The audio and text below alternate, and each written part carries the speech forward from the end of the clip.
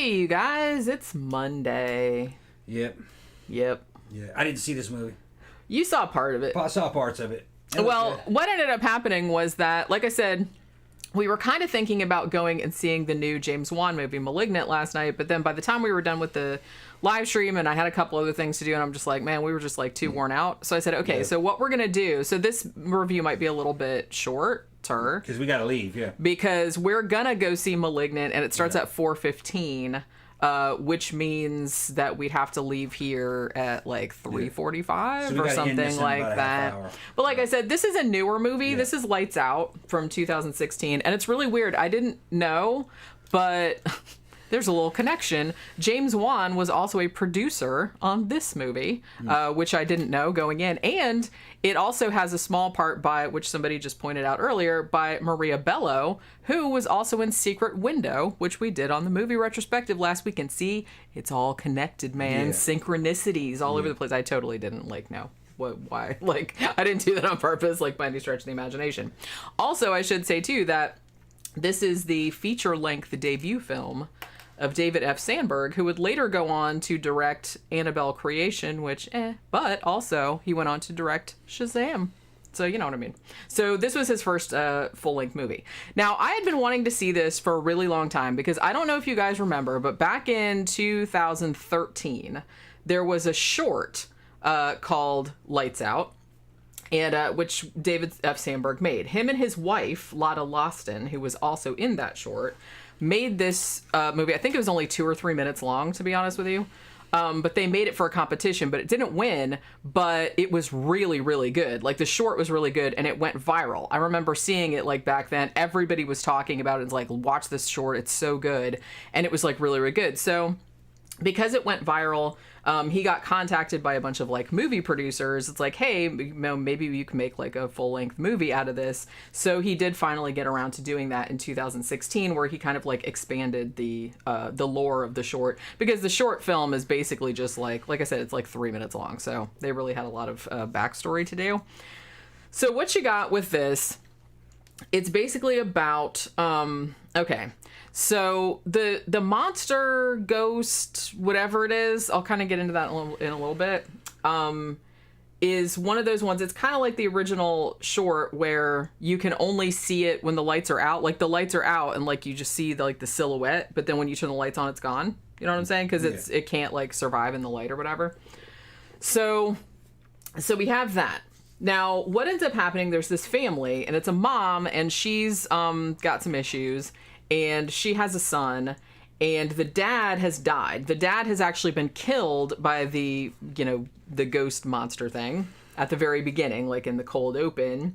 And then we're kind of going to a little bit later, where the mom is kind of having all kind of problems with, I think she's a manic depressive or something like that, or bipolar or something like that. She's on some kind of medication, and she also has a son, and then she has a daughter that's by another marriage or something, and then but she's older, and she lives by herself with a boyfriend. Now, at the beginning, I actually really liked the setup of this. Like I said, the cold open is very good, where the dad of the family, is at work. He works in a mannequin factory, of all things. It looks like. I guess it's a mannequin factory. I'm not really sure what it is. They have mannequin factories? I don't know if it was a mannequin factory or if it was just it looked like a factory. I don't know if they were making mannequins or if they were just making clothes and they had mannequins there. I couldn't really tell. It's not important. I don't think the United States has mannequin factories. Well, someone's got to make them. Let's be China. It's funny because every time I see, I just randomly kind of think about this sometimes. It's every time you see just this fucking useless little gadget or doodad or whatever, I'm just kind of somewhere in the world there's a factory that makes nothing but those, probably. Yeah. Or they probably make other things too, but you'd lose your shirt making only that one specific very specific thing. But yeah, so at the beginning there's kind of like I said, just a few minute scene where they're setting up the monster and everything, and then the dad gets killed, and then they kind of cut back to the main characters. One thing I did like about this, like I said, the setup of it I thought was kind of cool, because it's almost kind of how in a lot of horror movies like this you have the kid having an imaginary friend, and oh shit, it turns out that it's a real ghost. They have that, but I like that the mom has the imaginary friend and not the kid, and also the friend's not imaginary because the friend does actually exist. But what ends up happening is like the little kid, he's getting like kind of freaked out and he can't sleep in his house, right? Because every time the light goes out, he hears like scratching, or he sees like this creepy fucking, this creepy silhouette or whatever in the shadows, and then he has to sleep with all the lights on. So he's been like staying awake and stuff, and he'll like creep down the fucking hall and like say, "Hey mom, what's up?" And she's like talking to somebody in her closet. You know what I mean? And so he's like, "Hey mom, what are you doing?" "Nothing. I'm just talking to my friend who's in the closet." You know what I mean? So it's like, it's so that's like a really good like setup.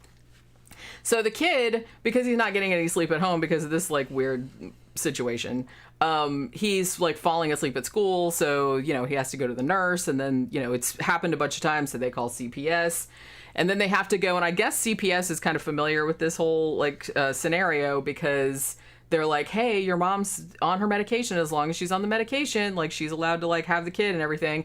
But they keep calling the mom and she won't answer for whatever reason. So they end up having to call the sister, who's kind of like estranged. She's grown up, like I said, 18 or 19. So she's actually his half sister, I suppose. But she comes and gets him, and he starts talking about, our mom is like talking to somebody in the closet, just talking to Diana, and the sister is basically like, "Oh, yeah, I remember that shit from when I was growing up. Like, it was a ghosty, monster-y type of situation in the house." So she does, like, a bunch of research and finds out, like, who this ghost is and what the hell is going on. So, as I said, this is kind of like, it's PG-13, okay? Which, it can work. I have seen some good PG-13, horror movies. This one was kind of, like, middle of the road. You know what I mean? It just seemed like one of those... It was better than something like comparable, like the Bye Bye Man, which I hated so much that for whatever reason I just turned it off. So it was a lot better than that. But it's not like super great or super memorable either. It's pretty short. It's only like 80 minutes, 82 minutes, something like that. And it actually got a big theatrical release, and it made like a bunch of money. It made enough money that they almost immediately were like, "Yeah, we need to make a sequel to that shit." So it did really well. I don't know if they're going to make one or not, but they did actually like put one into production like the week or two after this one opened. They were like, "Yeah, we need to make another one." So so I liked like a lot of the acting. I liked the concept. I liked a lot of the, particularly like the third act where they were shooting, where the house went dark and they were like looking for sources of light, and the whole thing about the black light and, how you could still see the ghosts and everything like that. I liked all that kind of stuff. Like the character shit was good. Like I said, the silhouette of the ghost was creepy. It didn't need a lot of gore or anything, because it just had like some nice creepy moments to it. But one thing I will say is that, one, I didn't really like the backstory. Like I said, I don't really want to spoil it because this movie's not that old. But I didn't really like the backstory they came up with for Diana, who's like the monster. Also, I didn't really get a good sense of... Because they're acting like she's a ghost, but then they're also acting like she's a physical... Because she was alive at some point, and she is dead. But then they keep saying, well, she's not a ghost. I'm like, well, I don't know what... She's just some kind of like supernatural being type of thing. But she can do like physical shit. Another thing that I didn't like, and I don't know why they made this decision, the thing that I think everybody loved about the short film that went viral back in 2013 was the look of that ghost. I mean, the face. That was what I remember for it, because I was like, shit. It was like a really good, because you only got a look of it for like a second or two, but it just burned into your memory. Like the look of it was just so awesome. So I don't know why they redesigned. I get why maybe they did, because they were just kind of like, well, everyone's seen that. Because it, even stills of it like made the rounds because it was so fucking creepy looking. And they're like, well, everyone's seen that, so we want to make her look different. Which, fair enough. But when you see her, she doesn't look all that distinctive. I felt like the one in the short looked really distinctive, and it really like stood out. And a lot of people remembered it. Like I said, it went memes. There was memes about it and everything like that. And the one in the movie just looks kind of like generic. It looks like a bunch of creepy lady ghosts in those type of movies. So I thought that was just kind of a weird. I mean, if you can change the look, fine, but it's like I wish they would have made it look more impactful, like when you actually did see her, like the first one was, even if they had wanted to do something different. So I don't know why they went with that look, but whatever. Another thing too is that I was actually not, I didn't see that end coming. This is actually had a real kind of downer ending, which I was startled by it, and that I was kind of like, oh, that was kind of ballsy. I like that they ended it like that. And they didn't do that whole, oh, maybe she's not dead, you know what I mean? I mean, they did a tiny bit of that, but it wasn't like anything big deal. But I mean, I just liked the way they just like really had a really impactful ending, I thought. Some people didn't like it because I can't really say why they didn't like it because it'll spoil it. But some people were kind of upset by it. But I don't know. I liked that they ended it like that because I thought it was ballsy. I didn't think they would go that far with the ending of it. But it is like kind of a bummer ending. But I don't know. Overall, like I said, this was, you know, it was a pretty solid flick. Like I said, it's just kind of like one of those Friday night pizza and beer. You just want to watch like a scary movie that has like some creepy shit in it, but you don't have to like think about it too hard. You know what I mean? It's one of those. Like I said, it's not, I've seen a lot like this, and they're enjoyable, but they're not memorable. You're right. It's like sometimes I'll scroll through like Netflix or something like that. I saw this on Hulu. It might also be on Netflix. I'm not sure, but I watched it on Hulu. Sometimes I'll scroll through and I'll see like the cards for it, and then I'll be like, did I watch that? Because sometimes I can't remember like ones that I saw or not. I remember like I enjoyed it at the time, but it's like I can't remember. If you asked me to talk about it now, I wouldn't remember a single thing about it. All those Conjuring universe movies are like that to me. They're kind of not memorable. They're okay. They're enjoyable. But honestly, even the first Conjuring movie, the first Conjuring movie obviously was the best one. And even that one, even though a lot of people talk about how that was like a great horror movie, which I can see that, and like if you do think that, it's like I'm not like shitting on you or anything, but. Yeah. I watched it and I liked it, but I didn't see what was super, super special about it. You know what I'm saying? Remember we saw a lot... Okay, you know what I remember the most about those movies? La Llorona. Remember that one? La Llorona? La Llorona, yeah. La Llorona, is that what it's called? That was a good one. The way that thing looked was fucking pretty freaky. You know, the way it was appearing. Yeah. But remember how they had like the 17 or 18-year-old Hispanic kid, must have weighed about $125 in the audience, who was just losing it and then trying to play it off like he wasn't scared. Yeah. Having that kid there fucking made that movie with me. It really did. Yeah, Hernandez would have fucking laughed his ass off because he was a teenager and he's there with his boys and they have all these fucking girls and shit with him, and he's going, and he's fucking screamed like a fucking woman like on 4 fucking occasions, but then it was over. He's like, oh, no, I wasn't scared. I'm not scared. No, sorry, somebody just like pinched my ass or something. Yeah, he tried to play it off every fucking time, man. That's honestly one of the best things about seeing horror movies. I don't normally like seeing. It depends on what kind of movie it is. I don't normally like seeing movies with other people ever. But he had a real thick accent and everything. Fucking Louis Hernandez would fucking thought that motherfucker was funny, man. I think he might have been Cuban or something. It's hard to say. No, probably not. Central America. I just feel like, well, there's a whole thing too. Oh, look. Somebody looked up and said, I looked it up. The U.S. does make mannequins. They do? Mannex US. Mannex. Okay. Mannex, like an annex. But never heard of it. Where is Mannex USA in New York. Okay.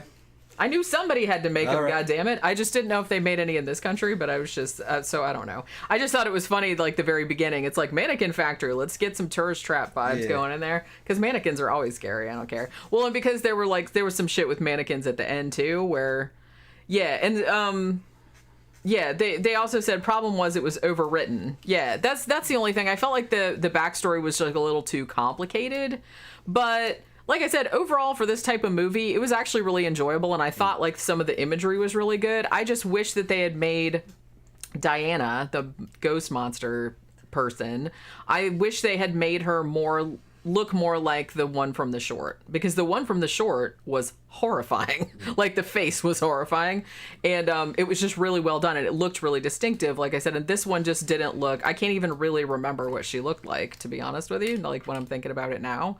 It was just like a generic scary like Conjuring universe ghost monster. It looked a little bit like La Llorona's face, actually, maybe, now that I'm thinking about it. Or maybe I'm just mixing them all together. Hugo said that the La Llorona fucking movie was nothing like the legend. It wasn't, no.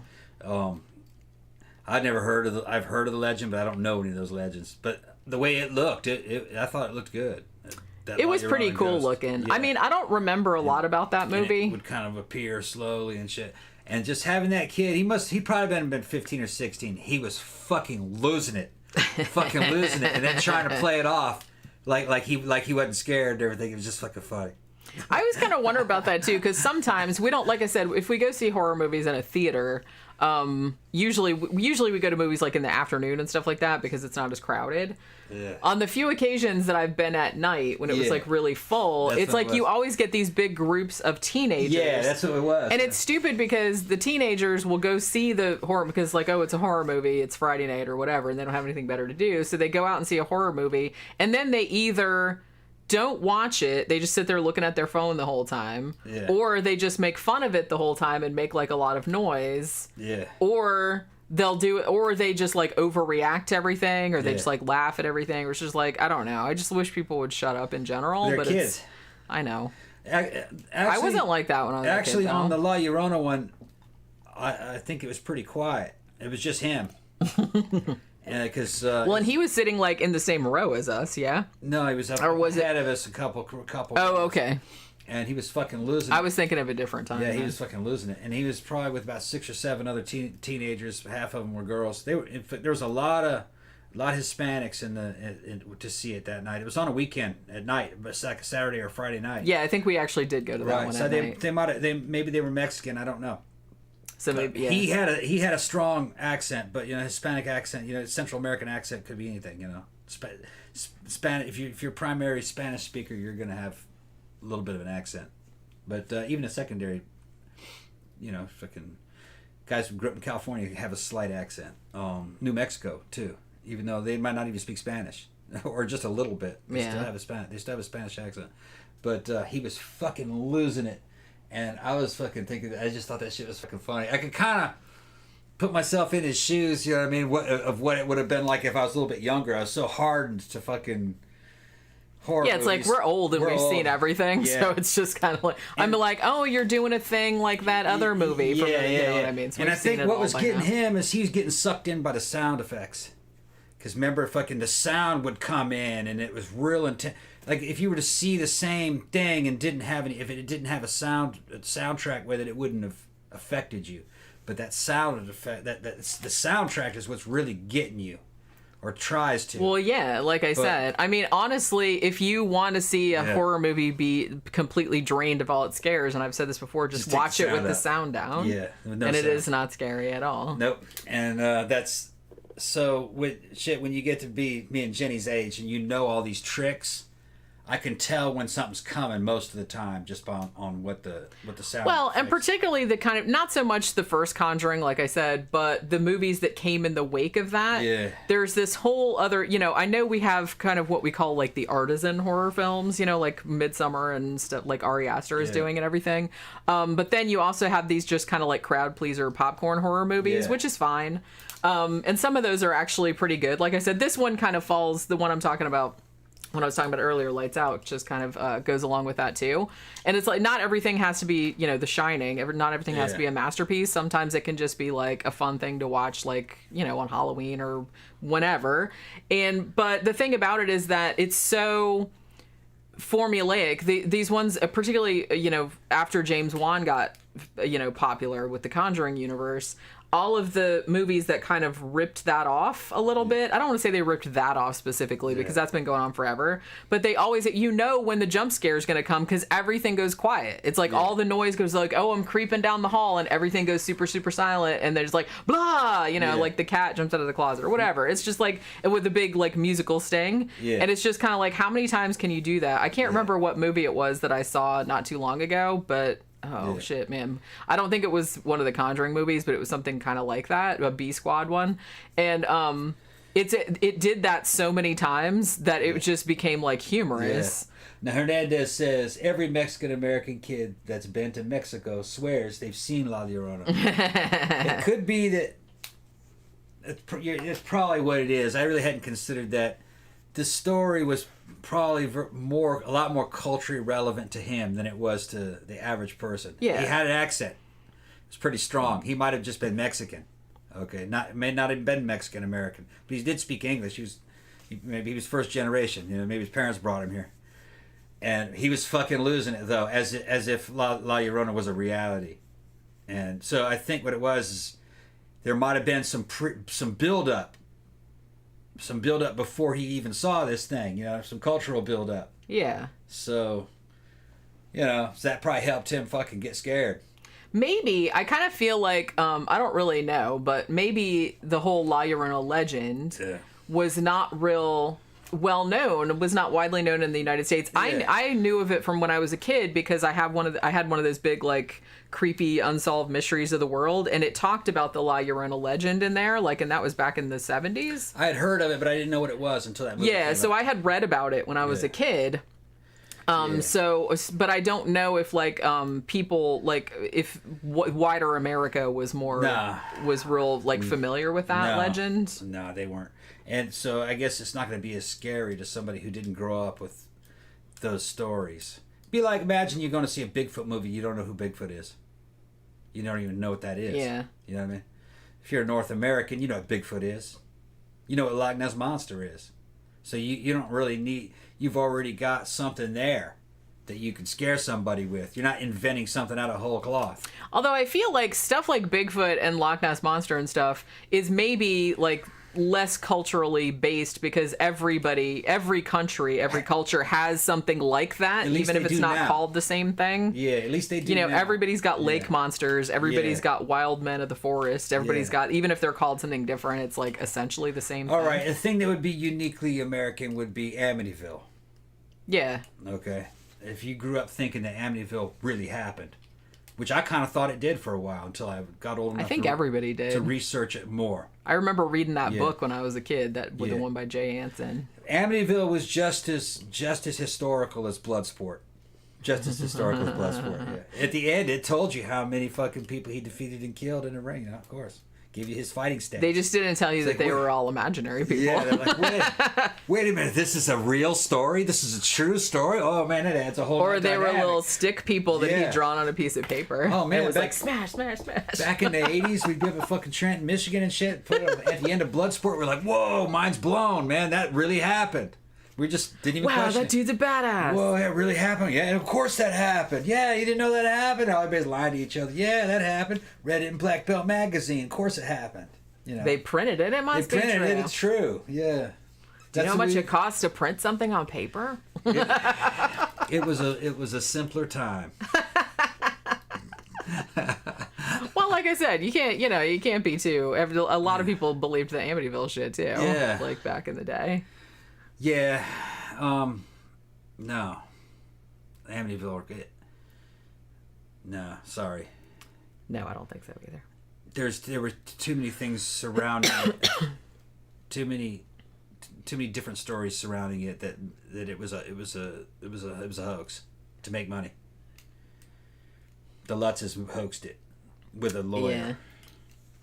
Beowulf 18 says, and everyone knows what zombies are except for on screen in movies where they've never heard of them. Yeah, See, that's kind of one thing that really bothers me about horror movies. I mean, I guess I can understand it like in older horror movies, like in the old Hammer ones where it's like always somebody's like, oh, they have 2 holes in their neck and they're drained of blood. I wonder what could be going on. And then somebody has to come in and explain like what a vampire's with the big, tomes and everything. All right. But it's like, I feel like nobody has to do that anymore because look, everybody knows. And can we not, like, in the movie universe, it kind of takes me out of it when everyone's pretending that they don't know exactly, because in real life, if a zombie apocalypse started, that's exactly what everyone would call it, a zombie apocalypse.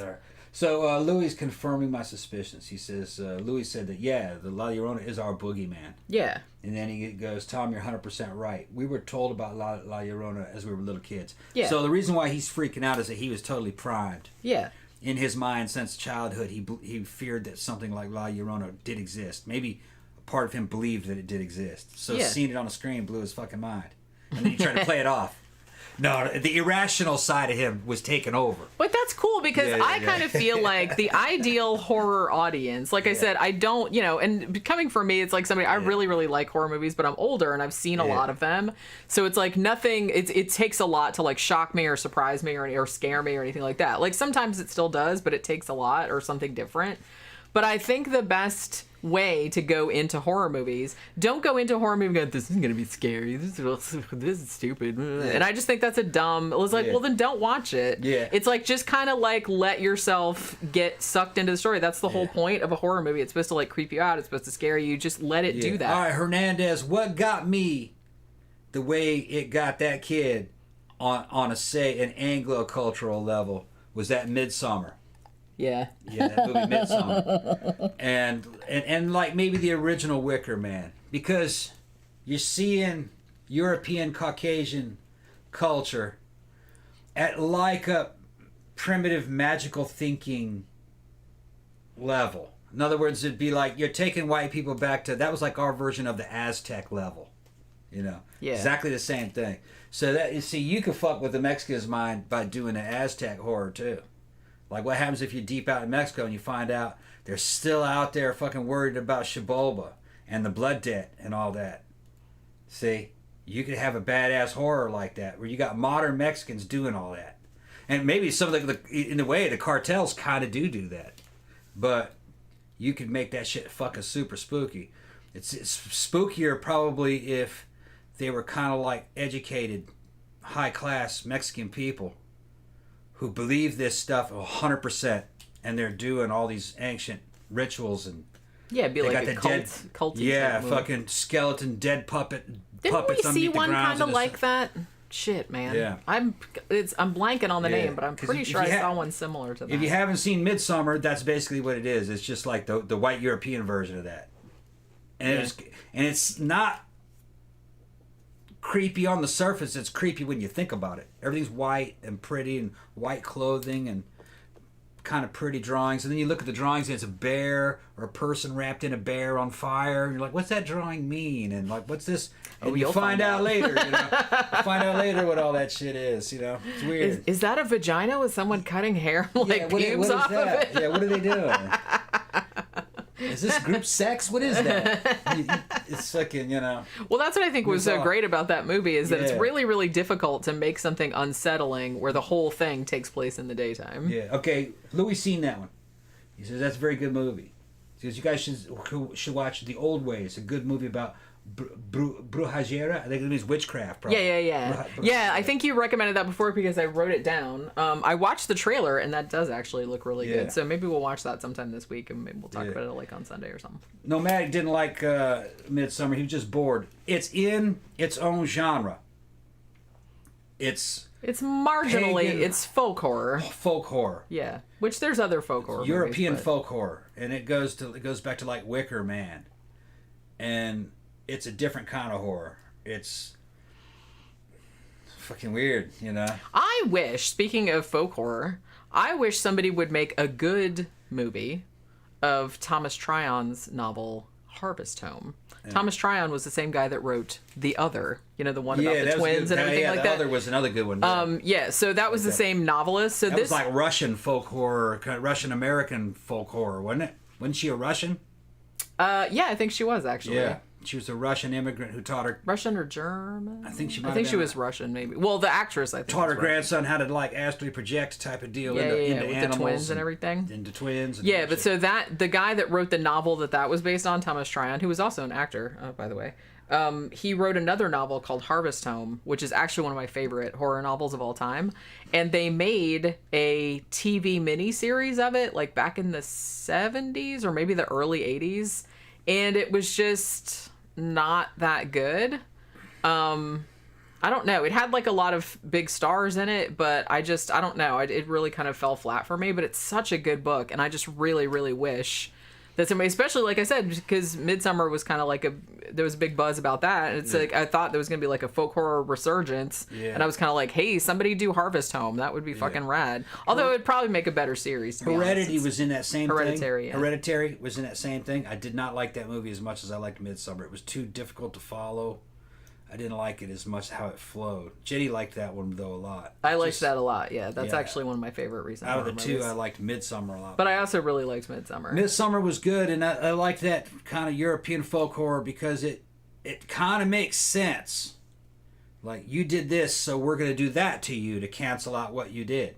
And if you think about it, you're like, okay, yeah, that would kind of be a solution, but not real rational. This is magical thinking here. We're going to bury you upside down, just your foot coming up out of the out of the flower bed. Yeah, you know, just weird shit like that. That's what we do. You know, yeah. You did this, so we're gonna fucking cut your lungs out of the back here and make you turn you into an eagle, and that'll cancel that out because you pissed on the tree, the ancestor tree. Just. You know, time for you to die. Don't piss on the ancestor tree. Yeah, that's the lesson there. You're old, so you got to die. Go ahead and jump. Yeah, you've lived your life. Stop fucking with other people. And even though, and even though everyone was like, "No, they're into it," they really didn't look like they were into it. They kind of looked like, "I don't know about this." Yeah. Couldn't you just give us an overdose of sleeping pills or something? You know what I mean? Why does it have to be this way? Louis says James Wan is producing a Salem's Lot reboot. That better be good. Although then somebody said, "Oh God, I'm sick of Stephen King already." Yeah. The Ritual is also very good. Yes, it is. I really, really like The Ritual. You should see Blood on Satan's Claw, which was another kind of British. It wasn't Hammer or Amicus either. I'm pretty sure maybe it was Tygon, just like Witchfinder General, if I'm not mistaken. But that's kind of like a folk horror-y type of shit too. Beowulf 18 says stuff and retracts it all the time. I never see what he says unless other people got him muted. Yeah, I'm not really sure because sometimes shit comes up and then he it's says something retracted. And he takes it away. Yeah. He doesn't want anybody keeping track of stuff. He's speaking incognito. He's coded. And Justice for Me said, whoops, and then it scrolled up. Have you ever seen My Amityville Horror? That's Danny Lutz. Was that a documentary? Because we saw that, right? I think so. That sounds familiar. I think we saw that documentary of him. Yeah. Where he was talking about all kinds of shit. I don't believe that, dude. Yeah, I don't either, but Yeah.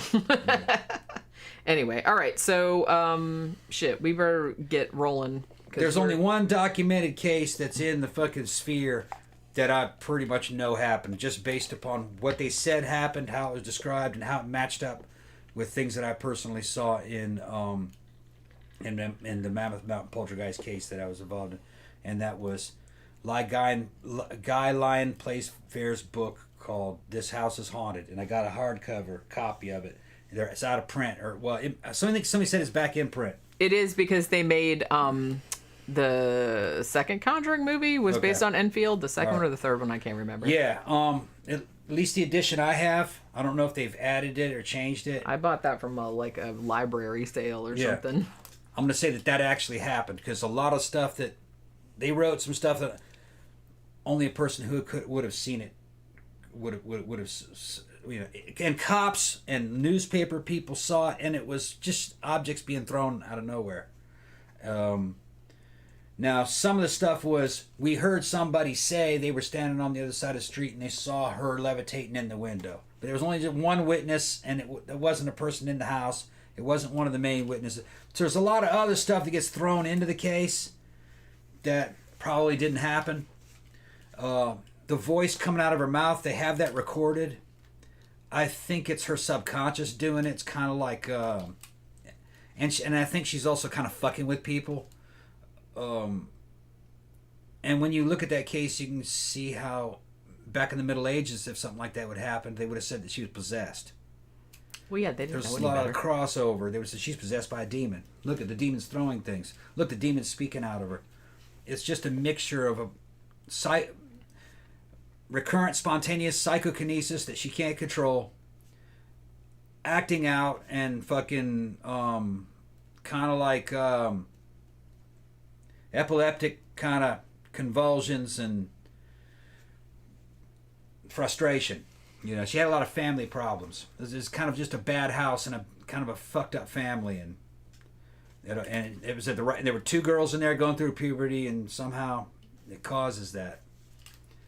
But it's not supernatural. It doesn't have anything to do with the dead.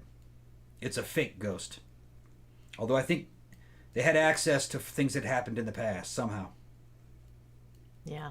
You know, who had lived there before. Although they could have picked that up subconsciously somehow. Who had lived there before and how they died. Yeah. They got that right. But maybe they heard that and just repeated Yeah, that's the thing. It's like, there's no way of knowing what they might have overheard someone talking about, or they might have read it in the newspaper or something. Somebody said that person died in that chair. I mean, there's just no way of knowing that they couldn't have gotten the information in some other way. Right. That's why that shit's so hard to prove, because... The only thing that you could prove was the witnesses said objects were being thrown, and they were being thrown from corners that people weren't standing there. And things were just falling from the ceilings, and furniture just being pushed, and the cops saw a fucking chair just lift up a few inches off the ground, move over about a foot, and drop. Nobody was over in that side of the house. Louis talking about the San Pedro poltergeist. It said poltergeist case investigated by some UCLA professors. I think that's supposedly legit. Yeah. I think I wrote about that in my book, didn't I? I think did we do a show about that? I don't know. I'm pretty sure we did a show about that. You have to remind me of something in the case. What did it actually do? I can usually remember based on things. That was the one. Wait, was that the one that the entity was based on?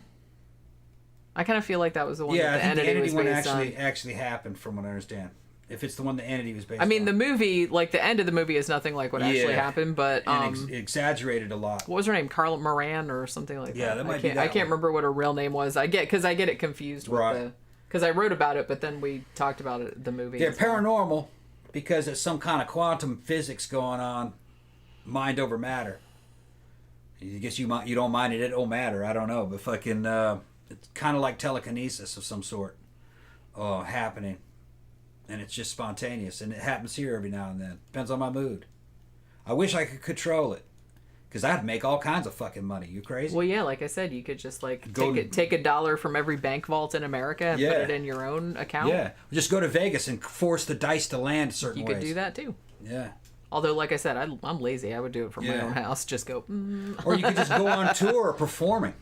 That too, but like again, that sounds like too much. That sounds like too much trouble. The military believed in it. Intelligence agencies believed in it. They spent money on it. They tried to weaponize it. A lot of the shit was classified.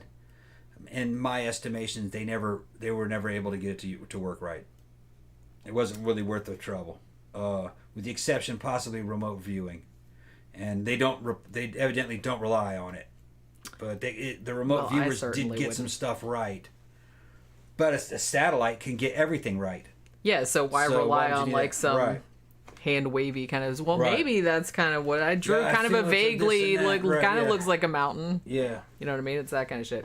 All right, so we gotta go because we gotta go. Movie starts soon, and we're gonna miss it if we sit here babbling all day. All right, so we are going to the movie theater right now, like in half an hour, and we're gonna go see Malignant, and then we will do a review on that tomorrow. So thanks everybody for dropping by and hanging out with us for a short time today, and we will see you guys again tomorrow. Bye.